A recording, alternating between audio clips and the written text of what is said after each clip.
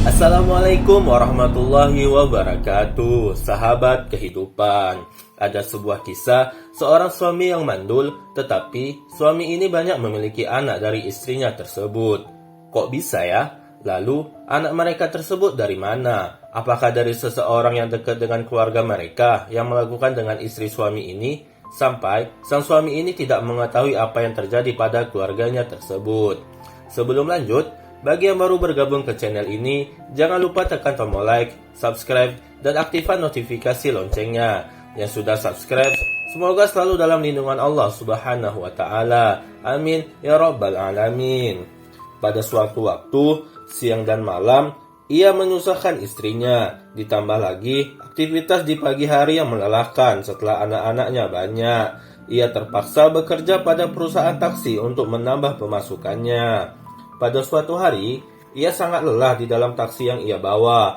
Waktu hampir maghrib, tiba-tiba ada seorang perempuan Asia menyetop taksinya. Ia minta diantarkan ke rumah sakit. Ketika pegawai rumah sakit mengetahui kondisinya yang sangat parah, mereka meminta nomor telepon sopir taksi tersebut. Setelah beberapa jam, mereka menelpon memintanya agar segera datang ke rumah sakit. Ketika ia bertanya kepada mereka tentang sebab mengapa ia mesti datang ke rumah sakit, mereka menjawab, "Istri Anda melahirkan anak laki-laki." Ia membalas dengan marah, "Istri saya saat ini bersama saya di rumah.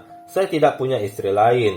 Mereka berkata, "Yang penting Anda mesti segera datang ke rumah sakit." Ketika ia sampai di rumah sakit, ia berkata, "Buruan apa yang kamu lakukan terhadap saya? Alhamdulillah, istri saya tidak mendengar ucapan kalian. Andai ia mendengarnya, pastilah terjadi hari kiamat di rumah saya." Mereka menjawab, "Kami tidak bercanda. Perempuan yang Anda bawa itu, ketika kami bertanya kepadanya, siapa bapak bayi ini?" Ia menjawab, "Sopir taksi yang mengantarkan saya." Sopir taksi itu berkata, "Saya berlindung kepada Allah dari murkanya. Dusta apa ini?" "Ya, musibah menimpamu ketika engkau sedang tidur." Ia ingin meluruskan tuduhan tersebut. Ia meminta agar darahnya dan darah bayi tersebut diperiksa. Ketika mereka melakukan tes darah, saat ia menantikan hasil tes darah, tangannya menyentuh dadanya. Ia berdoa kepada Allah Subhanahu wa Ta'ala agar mengeluarkannya dari musibah tersebut. Tiba-tiba dokter berkata kepadanya, "Maaf, kami telah menyusahkan Anda. Darah Anda tidak sesuai dengan darah bayi tersebut. Anda tidak bisa punya anak karena Anda mandul." Sopir taksi itu berkata, "Gurauan ini lebih parah daripada gurauan sebelumnya. Saya telah menikah bertahun-tahun. Saya mempunyai 6 orang anak. Kalian katakan saya mandul?